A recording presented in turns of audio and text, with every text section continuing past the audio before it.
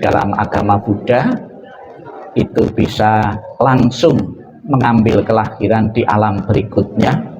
Kurang lebih ada 31 alam kehidupan, alam manusia, alam dewa, alam surga maupun alam-alam yang lain. Begitu meninggalnya seseorang, langsung seketika itu juga akan terlahir di alam-alam yang lain sesuai dengan kebaikan-kebaikan yang pernah ditanam semasa hidupnya. Kalau seseorang semasa hidupnya itu banyak melakukan kebaikan-kebaikan, banyak beramal, langsung dia terlahir dalam keluarga yang mampu, dalam kandungan seorang ibu. Langsung tidak ada jeda, tidak ada waktu senggang, tidak ada waktu untuk istilahnya beristirahat, tidak ada tempat perhentian bagimu di perjalanan.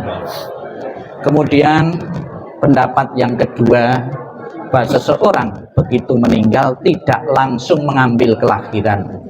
Ada waktu jeda, waktu transisi atau peralihan. Masa peralihannya kurang lebih 49 hari. Maka di kalangan umat Buddha dalam tradisi Mahayana, selama 49 hari ini, sekiranya yang meninggal itu kebajikannya kurang, memadai untuk terlahir di alam bahagia, kesempatan bagi keluarga yang ditinggalkan untuk mendoakan dan untuk mengirim pelimpahan-pelimpahan jasa. Apabila kurang kebaikannya, dengan didukung doa dan pelimpahan dari sanak keluarga, akan sangat membantu perjalanan arwah untuk menuju alam bahagia. Seorang anak yang berbakti selalu berpikir untuk kebaikan orang tuanya, baik dalam kehidupan ini maupun kehidupan berikutnya. Doa dan pelimpahan benar-benar bisa membantu dengan penuh ketulusan, pasti akan membantu perjalanan arwah menuju alam surga bahagia, surga Sukawati. Maka di kalangan umat Buddha dalam tradisi Mahayana, selama 49 hari ini, ada yang didoakan setiap hari, ada yang mengambil 7 kali 7 setiap kelipatan 7 itu melakukan pelimpahan jasa. Ada yang terakhir 49 hari karena waktu yang menentukan sekali. Apabila setelah seseorang meninggal, keluarganya cuek, tidak peduli, ini juga bisa mengkondisikan arwah itu terlahir di alam tidak bahagia atau alam yang tidak menguntungkan. Namun apabila ada kepedulian dari keluarga yang ditinggalkan mengirim doa, pelimpahan jasa secara kontinu, itu sangat membantu arwah itu untuk menempati alam bahagia. Seperti apa alam bahagia yang diimpikan oleh keluarga yang ditinggalkan? Kita bisa melihat alam bahagia atau kondisi atau tempat yang baru seperti apa. Kita lihat di kanan kiri ada rumah-rumahan. Ini juga satu bentuk doa dan harapan yang hidup kepada yang meninggal. Apakah menjadi kenyataan atau tidak?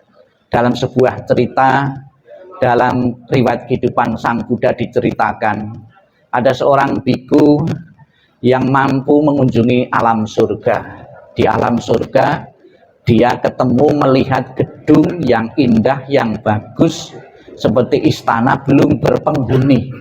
Ya, kemudian dia penasaran, ini gedung ini bagus, rumah ini bagus, belum ada berpenghuni. Karena penasaran, dia turun ke alam manusia, tanya kepada Sang Buddha. Sang Buddha, ketika saya di alam surga kok ada rumah yang kosong, bagus dan mewah, itu milik siapa?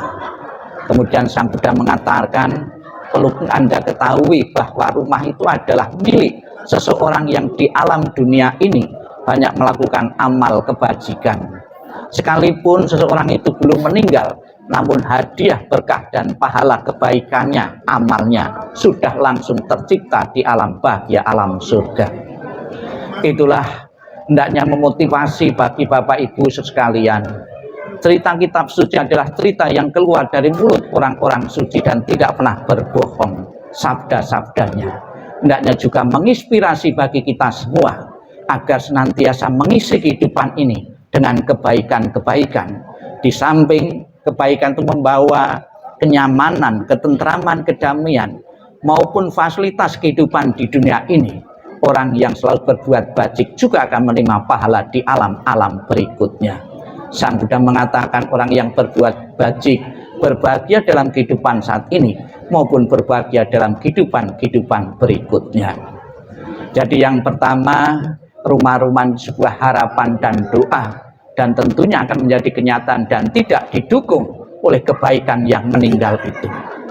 Kemudian makna yang kedua, bahwa rumah-rumahan ini akan dibakar besok, agar yang meninggal tidak melekat lagi terhadap apa yang pernah dipunyai di dunia ini, terutama rumahnya seolah-olah sudah dibawakan. Bukan saja rumah, fasilitas-fasilitas yang ada di dunia ini biar tidak melekati apa yang pernah dipunyai, sudah dibawakan, sudah dibakar. Karena arwah yang melekat dengan sesuatu yang dipunyai itu akan menimbulkan penderitaan dan arwah itu tidak tenang, bisa bergentayangan. Maka sebagai simbolnya adalah dibawakan. Kemudian makna yang ketiga, rumah ini tadi juga anak-anak dan keluarga menghormat ya di depan rumah-rumahan. Artinya anak-anak ahli waris juga harus menghormat karya dari orang tua, jerih payah dari orang tua. Jangan sampai sepeninggalan orang tua kita berpikir untuk jual. Artinya kita tidak menghargai warisan jerih payah dari orang tua. Syukur bisa mengembangkan lebih baik lagi.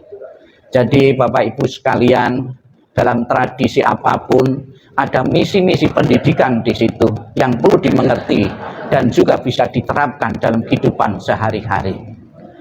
Bapak Ibu sekalian yang saya hormati, menurut ajaran Sang Buddha, seseorang yang meninggal disebabkan oleh beberapa faktor. Setidak-tidaknya Sang Buddha menjelaskan ada 4 penyebab kematian seseorang. Untuk mempermudah penjelasan Sang Buddha ini, Sang Buddha menggunakan perumpamaan. Perumpamaannya lilin atau pelita. Matinya api lilin atau pelita itu disebabkan oleh 4 faktor. Yang pertama, api lilin bisa mati karena habis minyaknya. Yang kedua, habis sumbunya atau pelita. Yang kedua, bareng minyak dan sumbu habis. Kemudian yang keempat, tertiup oleh angin. Itu apinya juga bisa mati. Sang Buddha ingin menjelaskan tentang dhammanya. Ada seseorang yang meninggal karena batas usia rata-rata manusia sudah habis. Usia rata-rata manusia saat ini kurang lebih 70 sampai 75 tahun. Jadi kalau ada seseorang yang usianya sebelum atau di atas itu, ya, itu belum membatasi usia rata-rata manusia. Kemudian juga ada seseorang yang meninggal energinya habis, ya, itu juga bisa mati. Kemudian bareng energinya habis, kemudian juga batas usia rata-ratanya habis.